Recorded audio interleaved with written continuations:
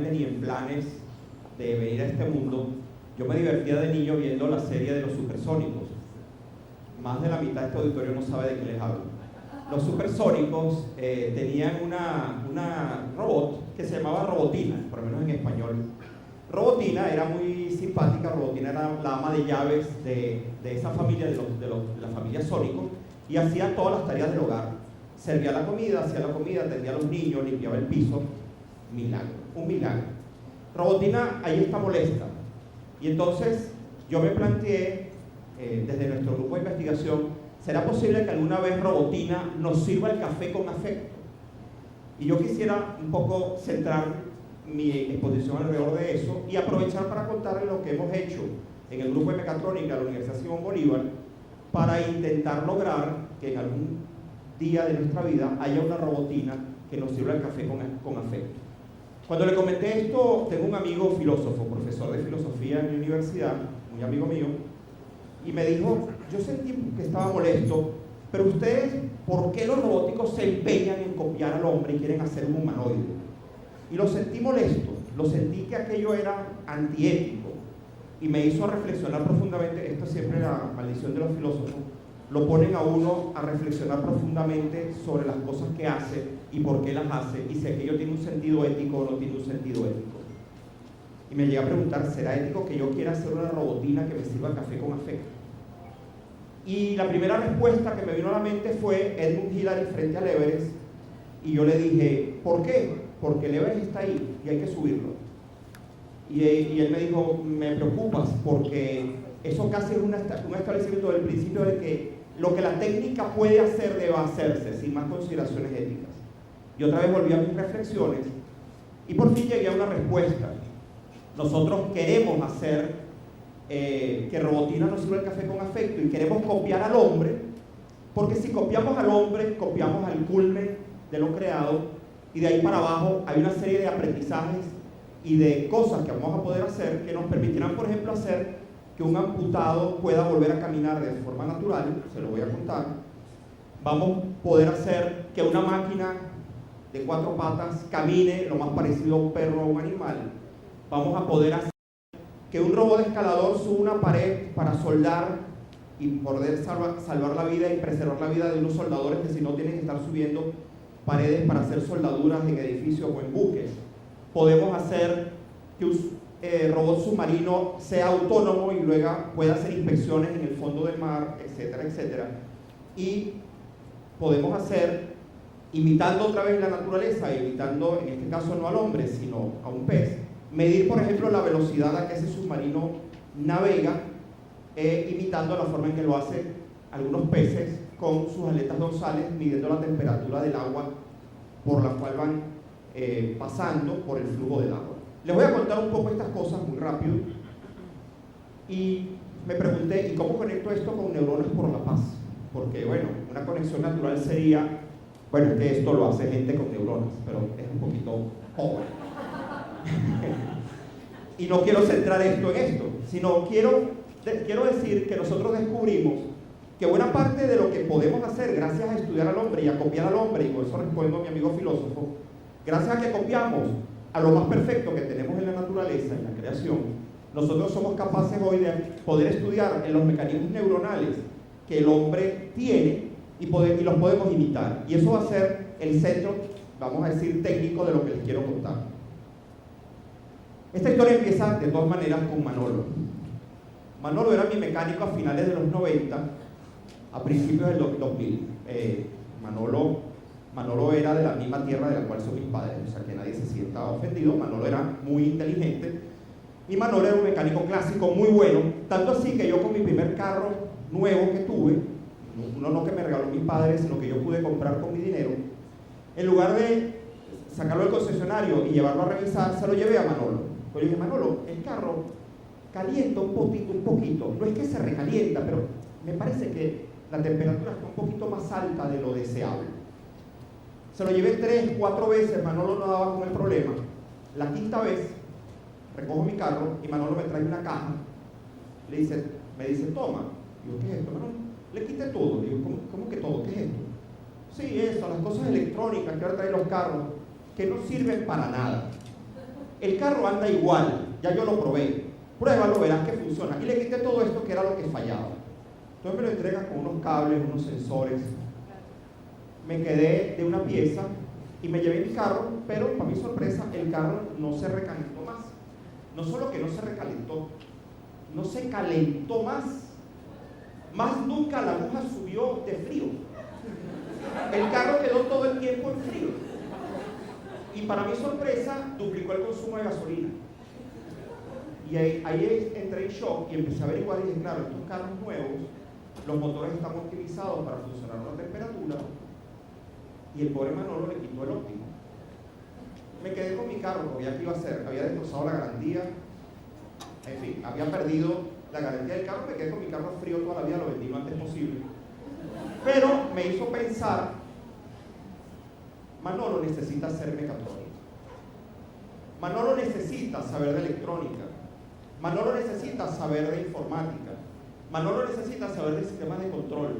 Y si ustedes ven lo que yo vi ayer, neveras con internet, cocinas que cocinan solas, en fin, que ciencia ficción, no, están a la venta en Europa. Necesitamos mecatrónicos urgentemente. Bueno, necesitamos agua y otras cosas, que ese es otro problema. Necesitamos mecatrónicos urgentemente. Gente que integre estos conocimientos. En el rubro de mecatrónica nosotros empezamos el enfoque desde un punto de vista multidisciplinario. Hoy en día me doy cuenta que es insuficiente, que es la segunda, aparte de mostrarle las cosas que hemos hecho, digamos, la primera la idea ética, la segunda idea que quiero transmitirle, necesitamos un enfoque transdisciplinario, de eso le voy a hablar al final. Entonces, nosotros empezamos por una integración por aplicaciones, porque somos ingenieros, nosotros queremos hacer aplicaciones, desarrollo tecnológico, cosas pertinentes.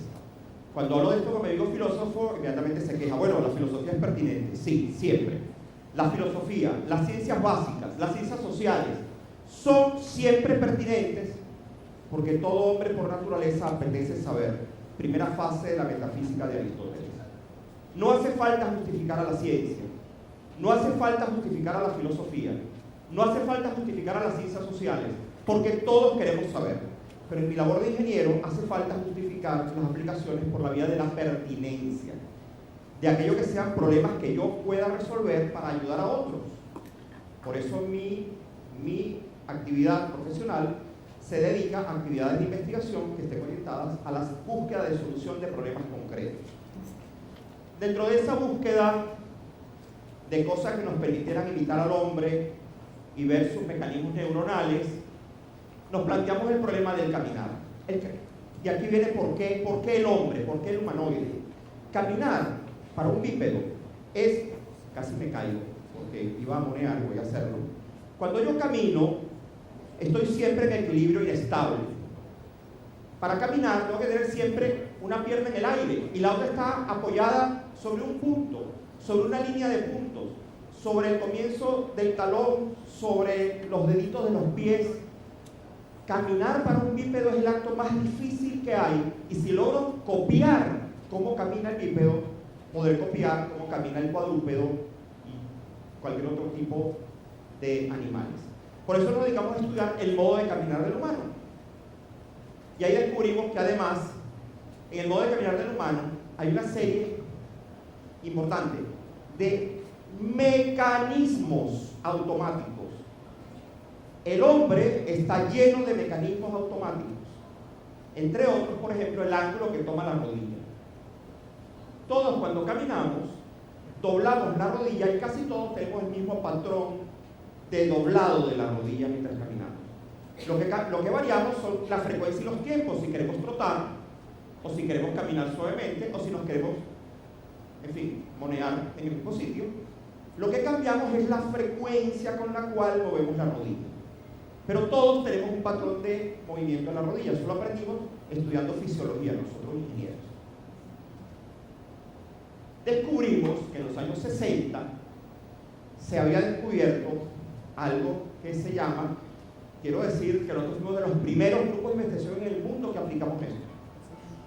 Porque descubrimos que la gente que estudiaba fisiología había descubierto que existía el llamado Central Pattern Generator, el generador central de patrones, que son unas neuronas, aquí viene mi conexión con Neuronas por la Paz, son unas neuronas que están conectadas, que están no en el cerebro, están en nuestra columna vertebral, en nuestros centros motores, y esas neuronas, una vez que reciben una orden del cerebro, generan las señales a los músculos para que nuestras piernas puedan caminar sin que yo piense en ello.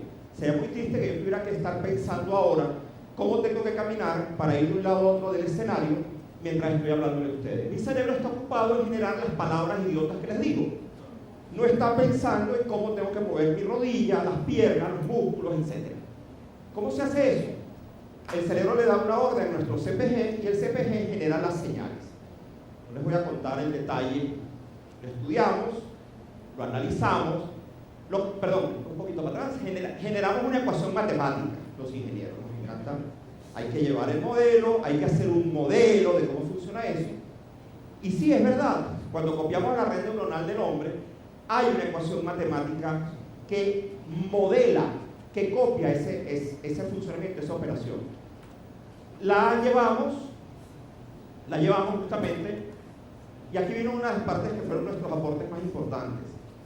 ¿Cómo hago yo para poner esto en una persona, este CPG que perdió porque no tiene una pierna? ¿Cómo hago para que se adapte cuando él quiere caminar y cuando él quiere trotar y cuando él quiere subir? Vino en ayuda nuestra los llamados algoritmos genéticos artificiales, que copian también una parte de la biología, y es: voy a adaptar ese mecanismo de generador de patrones mediante algoritmos genéticos que generen unas formas de onda de salida, unas señales, que estas son las señales que nuestra electrónica, nuestro microprocesador genera para que esa pierna se mueva acompasadamente con el cuerpo, con el ritmo, con lo que quiero hacer. Nos propusimos también no fastidiar al pobre paciente conectándole a él, a su cuerpo, más que la pura ortesis. Esa ortesis tiene sensores, instrumentos que miden el ritmo, cómo está el cuerpo, cómo está el centro de gravedad. Y a partir de esas mediciones sintetizamos unos parámetros que hacen que el CPG programado en nuestra órtesis controle el movimiento a través de las señales.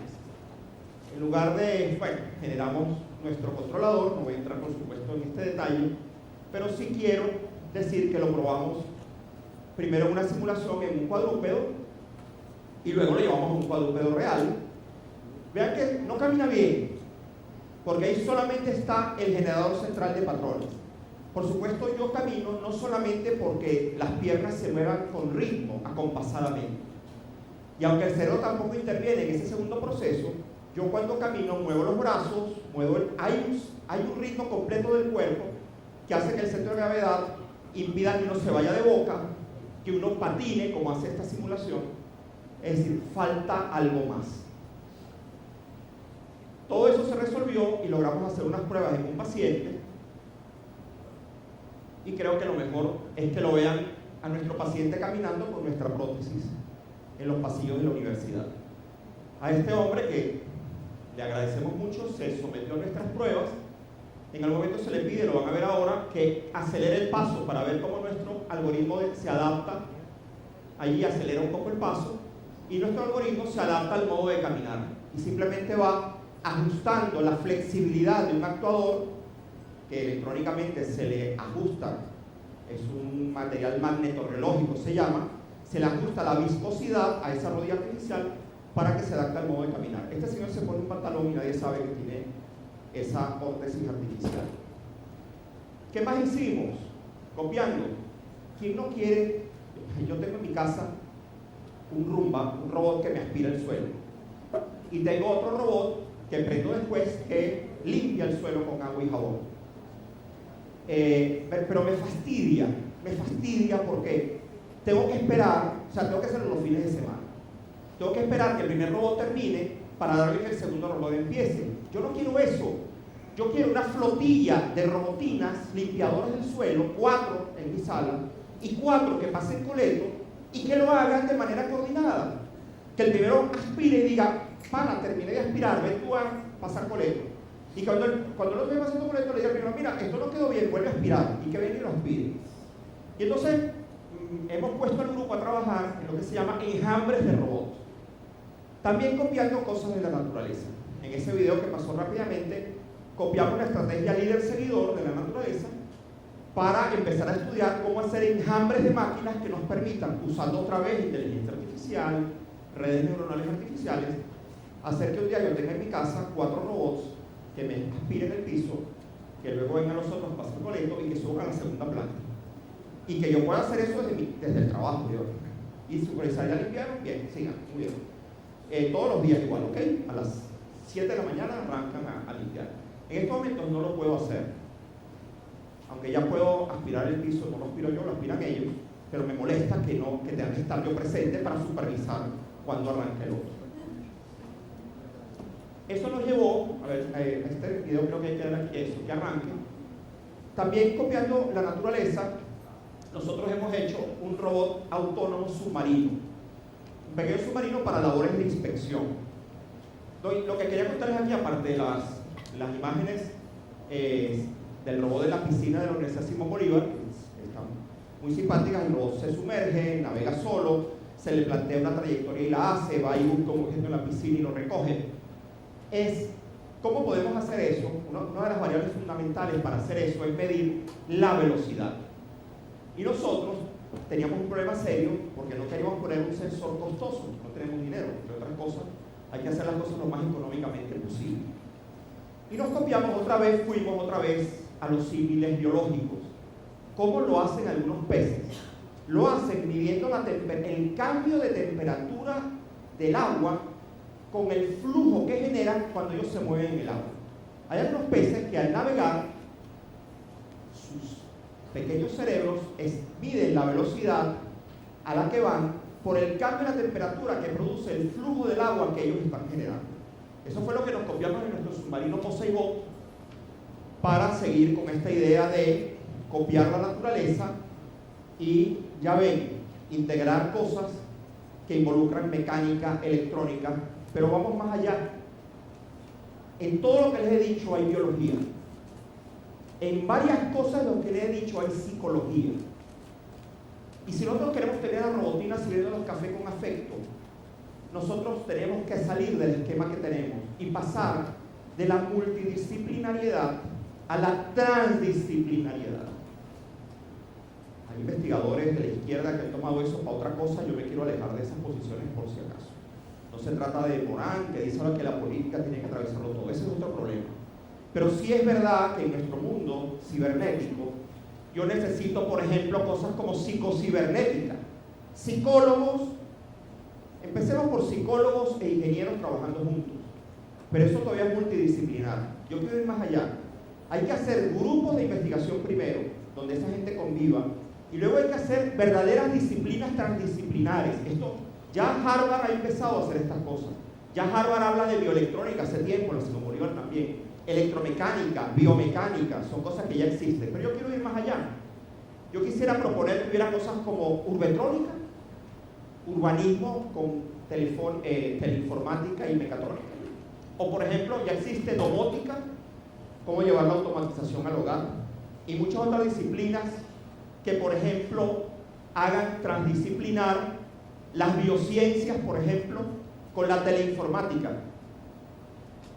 Hay algunas universidades como la nuestra que ha creado la carrera de Ingeniería de Telecomunicaciones. No voy a entrar en los detalles de eso, pero a mí no me gustó. Yo hubiese preferido que la Simón Bolívar hubiera creado teleinformática, por ejemplo. Una carrera que mezcle una formación que no es multidisciplinar, es transdisciplinar, que una lo que sabemos de informática con lo que sabemos de telecomunicaciones y hacer una carrera nueva. A mí me gustaría que hagamos carreras que mezclen la psicología con la mecatrónica. Y ya mecatrónica es transdisciplinar, ya teleinformática es transdisciplinar. Si nosotros logramos hacer disciplinas en las cuales de verdad se aprenda y se estudie conjuntamente, esas cosas podremos lograr avances. No hay que dejar por fuera la antropología filosófica y la filosofía, por supuesto, para que mi amigo filósofo, que no está aquí, pero que no se me moleste.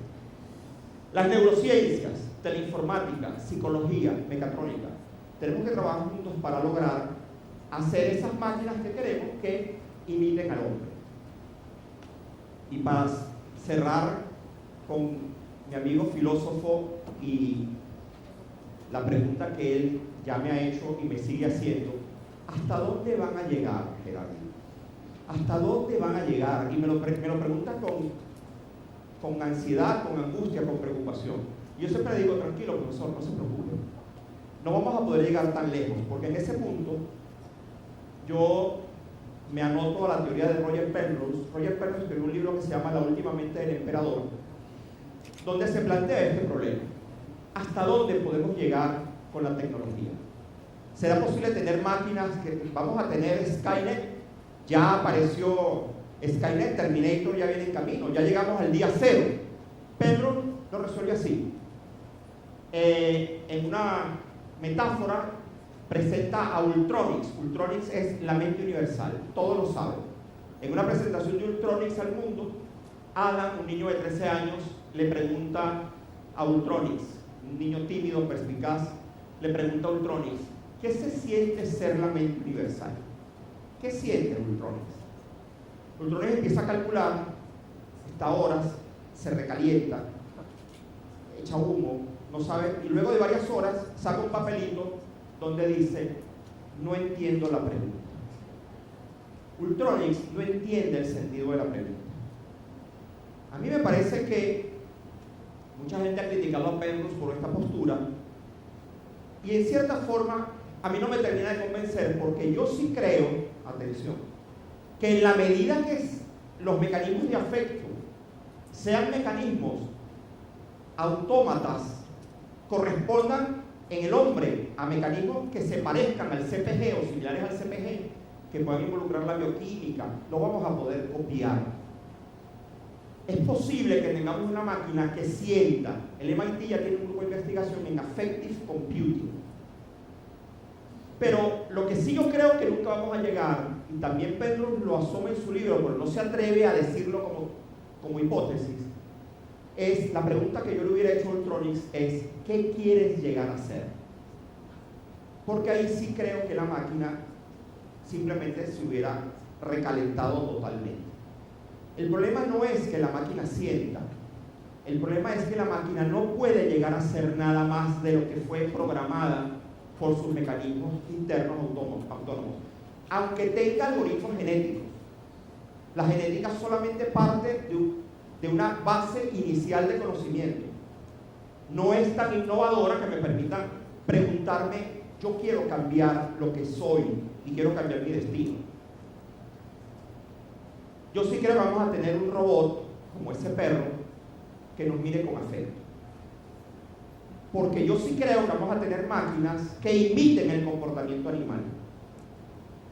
Pero en el hombre, porque el comportamiento animal, ahora voy con el hombre, porque el comportamiento animal está lleno de CPGs.